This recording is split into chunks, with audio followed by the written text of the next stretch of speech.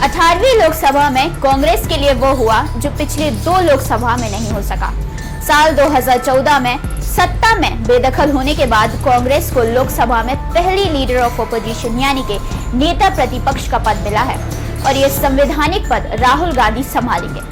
दरअसल ये एक ऐसा पद है जिसे खास रुतबा और पावर मिलती है। सरकार की सभी महत्वपूर्ण कमेटियों में उसे जगह मिलती है और इतना ही नहीं, तमाम शीर्ष सरकारी एजेंसियों के प्रमुख पदों की नियुक्ति में उसकी भी मंजूरी मायने रखती है।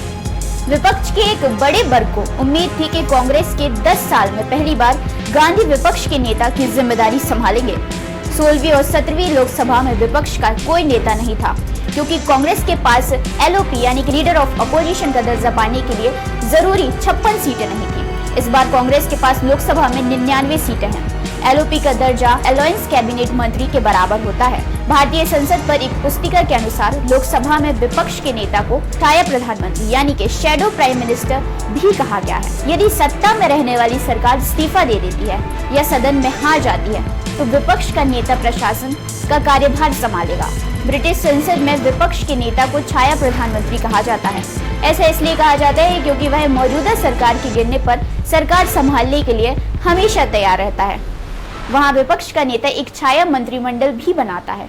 इस प्रकार संसदीय पदाधिकारी की भूमिका न केवल सरकार का विरोध करना और आलोचना करना होती है, बल्कि मौजूदा सरकार के गिरने की स्थिति में वैकल्पिक यानी कि ऑप्शनल गवर्नमेंट बनाने की जिम्मेदारी भी लेना होती है। विपक्ष का नेता प्रधानमंत्री को शासन करने देता है और बदले में उसे विरोध करने की अनुमति होती है। सदन की कार्यवाही को ठीक रूप से चलाने की उसकी भूमिका सरकार जितनी ही महत्वपूर्ण होती है। कई संयुक्त संसदीय पैनलों में होने के अलावा नेता प्रतिपक्ष कई चयन समितियों का भी हिस्सा होते हैं जो प्रवर्तन निदेशक यानी ईडी और केंद्रीय जांच ब्यूरो यानी सीबीआई जैसी सेंट्रल एजेंसीज के प्रमुख की नियुक्ति करते हैं। राहुल गांधी के विपक्ष के नेता का पद संभालने का मतलब यह भी है कि उन्हें प्रधानमंत्री नरेंद्र मोदी के साथ मिलकर चुनाव आयुक्त, केंद्रीय जांच ब्यूरो के निदेशक, केंद्रीय सत्कर्ता आयोग के अध्यक्ष, मुख्य सूचना आयुक्त और राष्ट्रीय मानवाधिकार आयोग के अध्यक्ष जैसे प्रमुख पदाधिकारियों का चयन करना होगा। अब तक राहुल गांधी कभी मोदी के साथ किसी पैनल में शामिल नहीं हुए हैं। इतना ही नहीं, चुनाव आयोगों में आयुक्तों और मुख्य चुनाव आयुक्त के चयन के लिए जो कमेटी बनती है उसमें भी नेता प्रतिपक्ष को जगह मिलती है।